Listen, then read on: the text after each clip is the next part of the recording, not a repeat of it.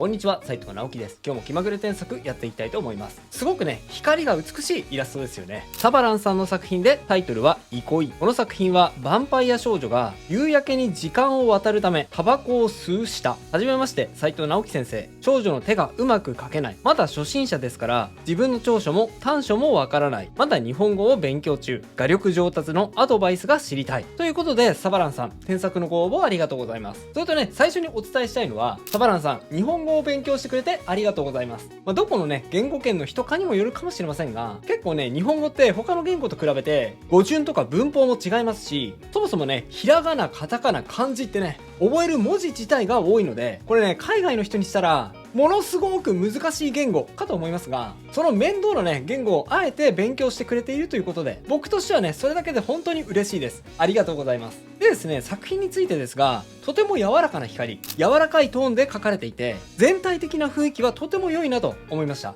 でね、サバランさんの長所も、おそらくこの全体的にふわっとした柔らかいトーンをうまく使えるところなんだと僕は思いました。ただですね、このイラスト、決定的な短所が他にあってですね、その短所のおかげで、作品の魅力があまり見ている人に伝わらない感じになっていると僕は思いました。なのでですね、その部分について今回は解説をしつつ添削をさせていただこうと思います。ぜひ最後までお付き合いください。さて、ではもう早速結論言っちゃうんですが、この作品の決定的な短所とは何なのか、それはですね、2つあると思います。1つ目は女の子の体勢がちょっと変というところだと思います。ですね、この体勢、別にできない体勢ではないと思うんですが、決して楽な体勢ではないと思うんです。こうめちゃくちゃね、腹筋にこう力を入れて体勢をこう維持しようとすればこうやって座ることはできると思うんですが、ちょっとね疲れそうだなというのが第一印象でした。なんかリラックスする時ってもうちょっと楽な体勢しますよね。で、2つ目はもしかしたらこっちの方が問題かと思いますが、この作品ですね、背景を見せたいのかそれともキャラクターを見せたいのか、ちょっとね分かりにくいっていう部分です。構図的にはねすごくこうズームアウトした絵で背景が多く見えているにもかかわらず、背景はキャラクターに比べてかなりね簡素にしか描かれていないので、ちょっとねどっちつかずな印象になってしまっているんですね。おそらく作者のサバランさんはキャラクターを丁寧に描いているので、背景よりもキャラクターの方を見てほしいんだと思います。で、その場合もっとねキャラクターにカメラを寄せてあげた方がサバランさんの感動を絵を見た人に伝えやすくなるんじゃないかと思うんですね。はい、この2点について今回は添削を進めていこうと思います。早速いってみましょう。はい、まずですね、体勢をもう少し楽な体勢にするには、このね右腕をちょっと地面につけちゃいましょうか。こんな感じで。はい、それがですね一番簡単なやり方だと思います。はい、まずはやってみますね。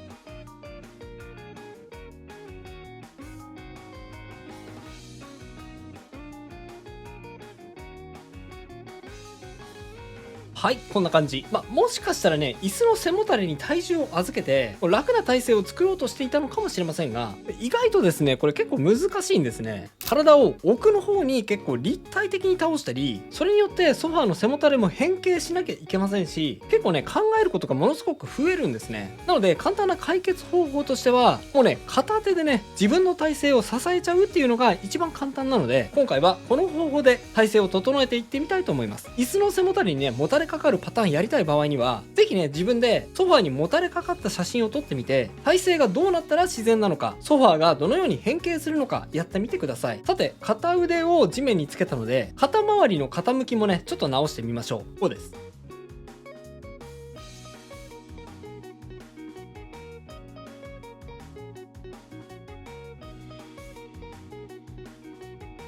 はい、まずはですね、顔の傾きと首の付け方直してみました。こう片手でね、体重を支えているので、それによって重心が少しね、こう後ろに傾きます。なので、添削前はですね、ちょっとこう顔がぐいっと前に突き出していたんですが、こう片側にね、体重を乗せる感じで、体重が後ろにね、移動しますね。で、それに合わせて上半身の角度も少し調整します。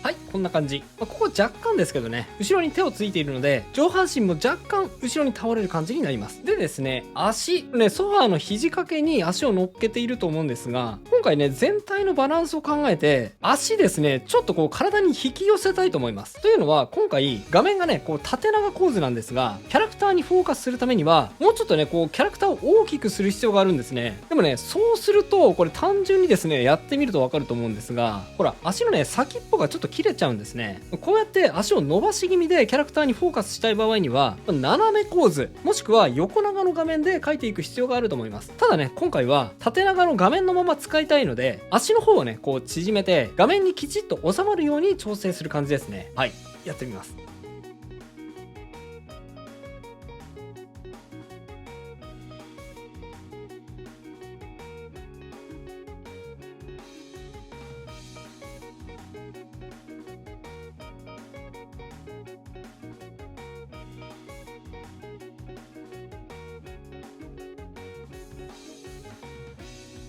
はい、こんな感じ。はい、結構今言ったことがイラストで難しいところでもあるんですね。足を伸ばしたい絵を描きたいって思ったら、その場合は横構図にするのが描きやすいわけなんですが、時と場合によってはですね、例えばイラストコンクールなんかは画面の比率があらかじめ決まっていたりすることも少なくないんですね。縦構図で今回は描いてくださいって。じゃあその場合は足を縮める必要があるなとか、場合によってはそういう調整が必要になることもあります。もちろんね、画面の比率が決まってなかったら、比率を見直してね、横構図にするっていうことも、途中でね、できますよ。それをね、その都度判断しながら、キャラクターにとって見栄えのするトリミングの仕方を試行錯誤していく必要があるんですね。さあ、足を引き寄せて、縦構図にしやすい比率になったので、人物を大きく拡大していきますね。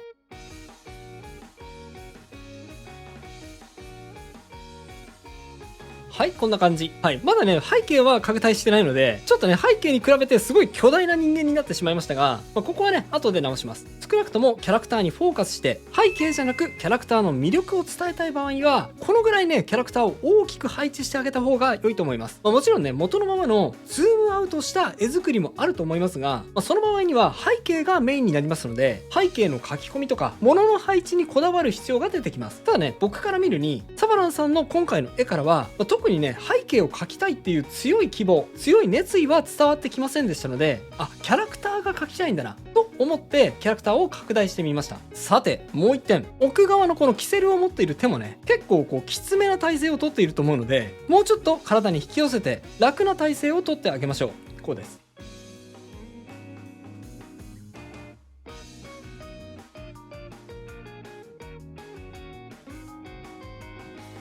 はい、この腕もですね、もしかしたらこの窓枠の下のところに乗せて、こう肘をついているように描きたかったのかもしれませんが、これなんかに肘をついているんだとしたら、ここにですね、影をつけないといけないんですよね。これ書かないと乗ってるっていうこと自体がわからないんです。ほら、なんか浮いてるように見えるでしょ。それとここに肘を乗せるっていうことは、その他の体勢もそれによってね、こう微妙に変化して、もうちょっとこう複雑な調整を加えなきゃいけないことにもなるので、今回はちょっとね、それは難しいなと思って、もう少し簡単にできる体勢変更を提案しているわけですね。さあ、ちょっとね、無理やりな体勢変更をしたので、いろいろとね、こう布がぶった切れたりして変な部分が生まれてしまいました。辻褄が合うように書き足してみましょう。えい。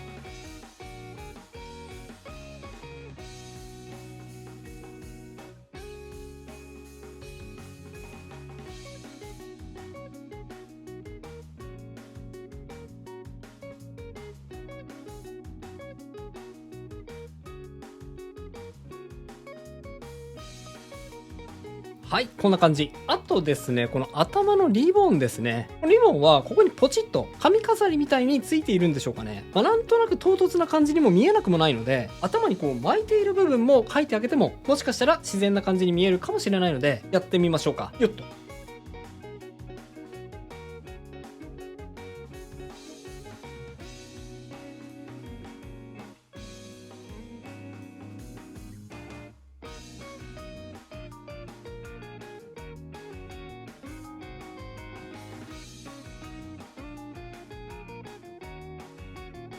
はい、こんな感じ。これはね、デザインの好みの問題なので、どちらでもいいです。なんとなく僕の頭の中には、魔女の宅急便のキキが頭に思い浮かんだので、ちょっとね、こんな感じのリボンにしてみました。さて、体勢変更はだいたいうまくできたと思います。ここからは後半戦です。ここからは結結構細かい話になってくると思うんですが、表現に納得感を加えるためにはすごくね重要な部分になってきますので、はい、頑張ってついてきてくださいね。いきます。まずですね、この黒目なんですが、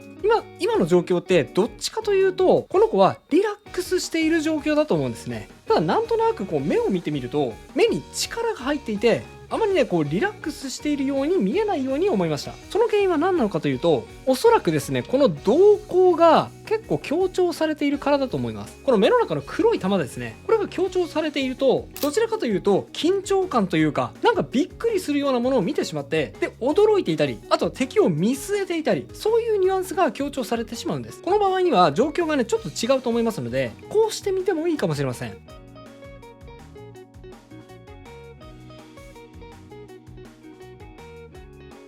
はい、このように瞳孔の一部を影に沈めてみました。はい、ものすごく微妙な変化なので、ちょっとねこう見比べないとわからないかもしれませんが、見比べると割とわかりますよね。この方がびっくりした感じが減ってリラックスしているような雰囲気が出るような感じがしませんでしょうか。はい、それとこれも細かいですが、まつげの形、これがですねちょっとこっちの方が太すぎる感じがしました。これももう少しだけバランスを整えてみますね。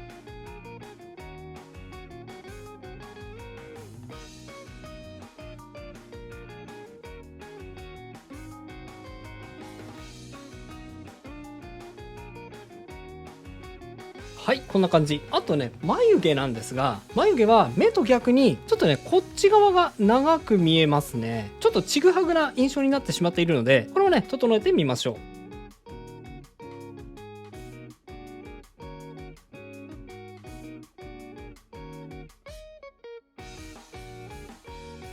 はい、眉毛も整えてみました。顔の中身の形はね他に比べてかなり微妙で繊細な作業です。少し変えてもねかなり印象が変わってしまいますので、細かく見ていきましょうね。はい、さっきね顔の角度を調整したので、ちょっとね鼻の向きが少し上向きすぎるかもしれませんね。鼻と口の角度ちょっと調整してみますね。やってみます。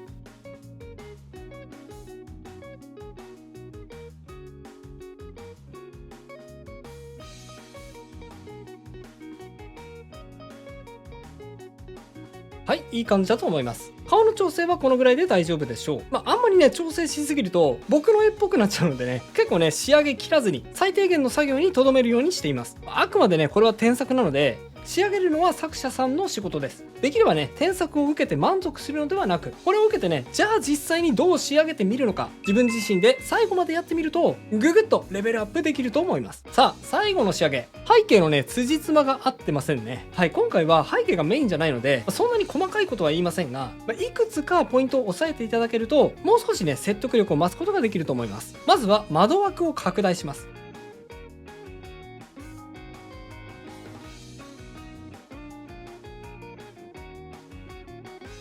はい、こんな感じ。ただね、お分かりかもしれませんが、窓枠がね、これだけだと、ちょっとね、こう、貧相な感じがしてしまいますよね。キャラクターにカメラを寄せた分、窓枠ももう少し詳細に見えるようになるはずなので、少しだけ厚みを加えてみましょう。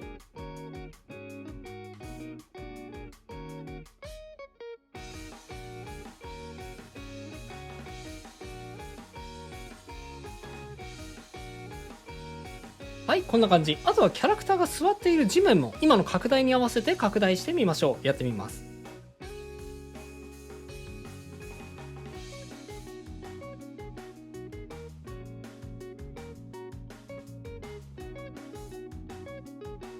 はい、こんな感じ。もともとね、ソファーのつもりだったのかもしれませんが、今回の変更は必ずしもソファーである必要がないので、硬い台の上に乗っている感じにしてもいいです。はい、全体の明るさも調整しながら、少しね、台も整えます。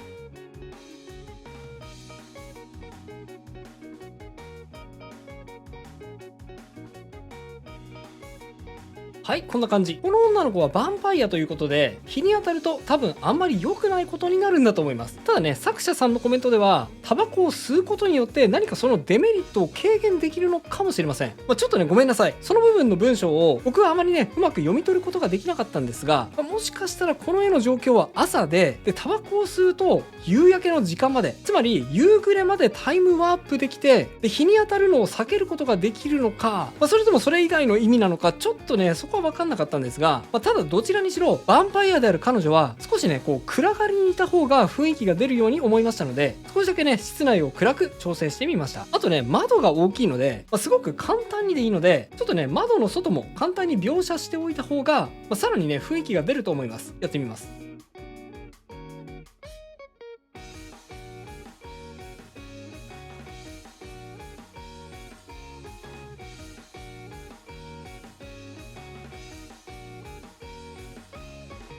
はい、僕はね、かなり簡単めに描きましたが、こんな雑に描いても、窓の外を描くのと描かないのとでは、すごくね、雰囲気が変わるのがわかると思います。はい、タバコの煙も消えちゃったので描きましょうか。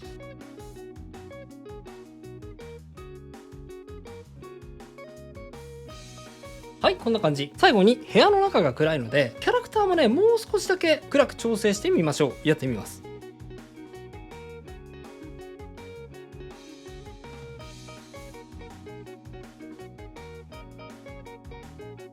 はい、こんな感じ。ちょっとね、どのぐらい日に当たったら、ヴァンパイアってやばいのかちょっとわかんないんですが、元の絵ではね、かなり光を浴びていたと思うので、もしかしたらこのタバコを吸っている時には大丈夫なのかもしれません。きっとね、今夜も夜の街で楽しく遊び回る無邪気な彼女に出会えるのかもしれません。といったところで、今回の添削は以上となります。並べて比較してみましょう。はい、右がビフォー、左がアフターです。こんな風に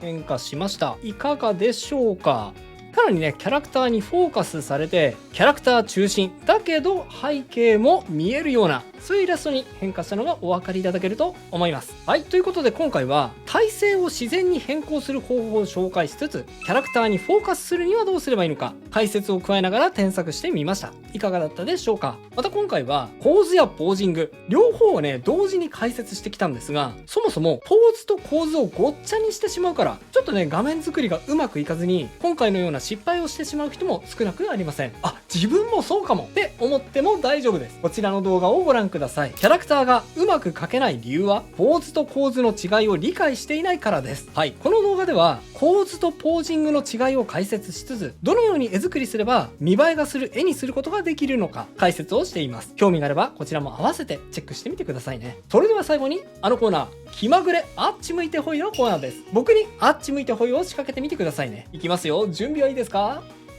気まぐれ気まぐれあっち向いてほい。それではまた次回の動画でお会いしましょう。